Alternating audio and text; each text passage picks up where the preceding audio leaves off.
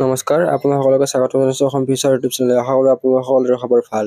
তো Srimanta Sankardev university of health ছায়েন্সৰ ফালৰ পৰা BSc নাৰ্ছিং বি ফাৰ্ম ইয়াৰে ৰিগাৰ্ডিং এখন নতুন নটিচ আহিছে। গভৰ্ণমেণ্ট বা প্ৰাইভেট কলেজত এডমিশ্যন ল'বৰ কাৰণে BSc নাৰ্ছিং বি ফাৰ্মৰ কিমান মিনিমাম কোৱালিফাইং মাৰ্ক লাগিব সেইটো তেওঁলোকে মেনশ্যন কৰিছে।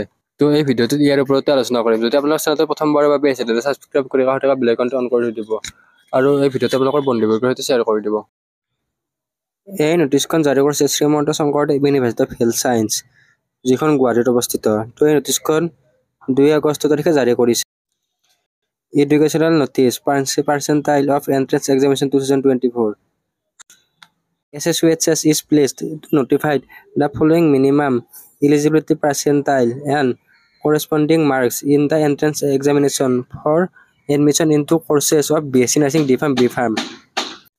তো ইয়াতে প্ৰথমতে গভৰ্ণমেণ্ট কলেজৰ ক্ষেত্ৰত দিছে। তো ইয়াতে গভৰ্ণমেণ্ট কলেজত কিমান পালে তেওঁলোক এলিজিবল হয় সেইটো দিছে।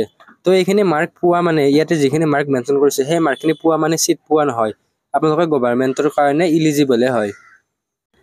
সাপোজ গভৰ্ণমেণ্টৰ কিবা কাউন্সেলিং অনলাইন হ'ল, তো অনলাইনৰ কাৰণে এইখিনি মাৰ্ক থাকিলে আপোনালোকে ইলিজিবল হয়। আৰু এতিয়া ডিব্ৰুগড় ইউনিভাৰ্চিটিৰ বি ফাৰ্মৰ এপ্লাই চলি আছে। তো এইখিনি মাৰ্ক থকাসকলে ডিব্ৰুগড় ইউনিভাৰ্চিটিৰ বি ফাৰ্মৰ কাৰণে ইলিজিবল হয় বুলি ধৰিব পাৰে। তো গভৰ্ণমেণ্টৰ কাৰণে এইখিনি মাৰ্ক হয়। তো আনৰিজাৰ্ভ বা EWSৰ কাৰণে বি ফাৰ্মৰ কাৰণে 33 মাৰ্ক, 30% মাৰ্কটো হৈছে 33। তো আমি ইয়াতে মাৰ্কটোৱে মেনশ্যন কৰিম। তো ডি ফাৰ্মৰ কাৰণে 30 মাৰ্কছ আৰু BSc নাৰ্ছিঙৰ কাৰণে 34।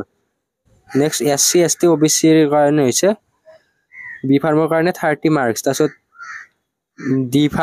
বি ফাৰ্মৰ 30, ডি ফাৰ্ম 28, BSc নাৰ্ছিং 31 আৰু ফিজিকেলি হেণ্ডিকেপৰ কাৰণে বি ফাৰ্ম 30, ডি ফাৰ্ম 28 আৰু BSc নাৰ্ছিং 31 মাৰ্ক।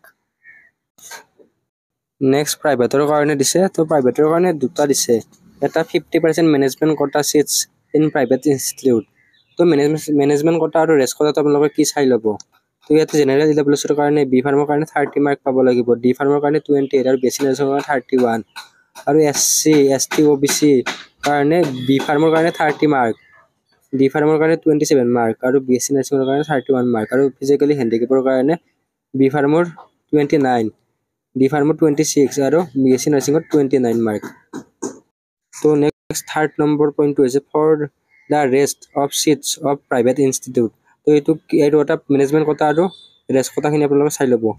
তো ইয়াতে জেনেৰেল EWSৰ কাৰণে 30 মাৰ্কছ, ডি ফাৰ্মৰ কাৰণে হৈছে 27 মাৰ্কছ আৰু BSc নাৰ্ছিঙৰ কাৰণে 31 মাৰ্কছ।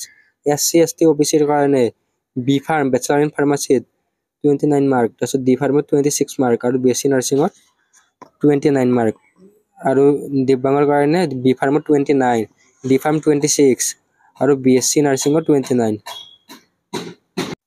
তো এই যিখিনি কাট অফ মাৰ্ক আছে এই কাট অফ মাৰ্কখিনি 2024-25 ছিজনৰ কাৰণে হয় আৰু 2025-26 ছিজনৰ কাৰণে হয়। তো এই কাট অফখিনি 2 ইয়াৰ্ছৰ কাৰণে দি দিছে।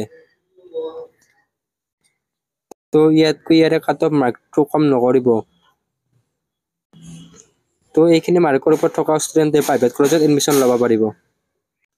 তো এতিয়াৰ পৰা প্ৰাইভেট কলেজৰ এডমিশ্যন আৰম্ভ হৈ গ'ল। তো আপোনালোকে যিবিলাকে চিট বুকিং কৰিছিলে চিটটো কনফাৰ্ম কৰি ল'ব আৰু প্ৰাইভেট কলেজৰ লগত কণ্টেক্ট কৰি ল'ব। তো এই ভিডিঅ'টোত এইখিনি আছিল। আশা কৰোঁ আপোনালোকে ভিডিঅ'টো ভাল পালে। তো ভিডিঅ'টো আপোনালোকৰ বন্ধুবৰ্গৰ সৈতে শ্বেয়াৰ কৰি দিব। ধন্যবাদ।